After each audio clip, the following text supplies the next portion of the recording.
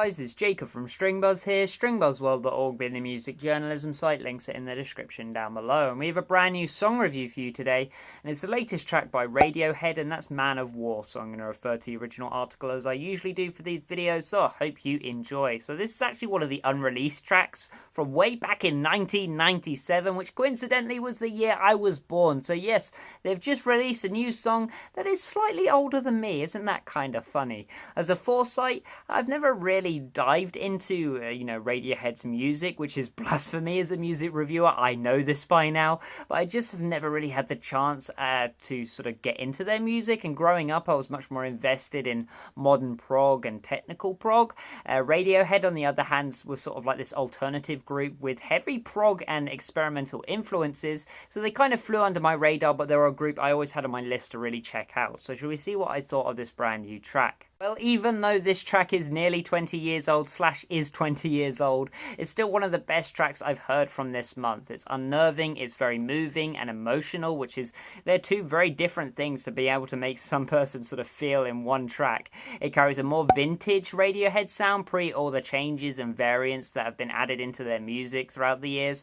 I think fans are going to really like this track. It has a cracking vocal performance and it just keeps itself conjunct, which I personally prefer. I much prefer listening to exploratory tracks that do have some form of direction by the end of the track anyway, rather than just listening to something like a self-indulgent jam. There isn't a particular part that stunned me or really had me sort of hooked in or anything like that, but it is just a really professional, listenable and replayable track that has a staying quality that is sometimes better than the glory hunting spots we see so often nowadays. Comes to the production of this track, I think the producers and the choice of studio in XL recordings have worked well for the group. It has enough grit and enough purity about it that it still could sink into their older catalogue, so it still sounds like an older sort of audio production, which I personally prefer, but has enough clarity and impact to it to fit into today's standards as well, which is difficult. That's actually a difficult grouping of words to say as well.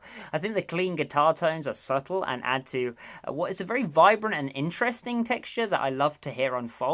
And when the distorted guitars crash in like they used to as well, this is sort of like a vintage Radiohead move, I just exploded into a nostalgic mess, which is again a strange grouping of words, hearing these sort of grungy roots disperse in my ears, which again I should probably stop right now. The bass could have done with a little bit more twang, I guess, to it, since it could have just added some more tonality into the low ground, but it did the job filling the sort of lower ground of the stereo field just fine in my opinion. The percussion isn't of my sort of natural preference, it's not my usual preference, but I think I enjoyed it so much just because it complemented this particular mix so well.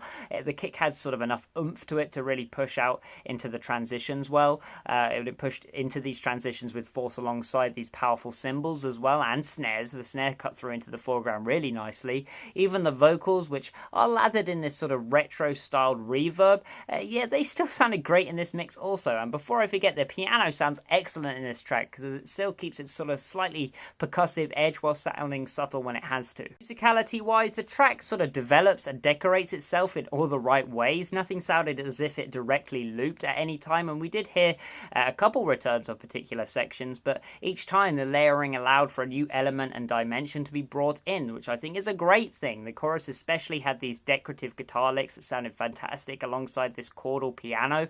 It could have come across as too much, it very nearly did, but instead the two instruments complemented each other masterfully, they balanced each other out, and it walked that fine line really well.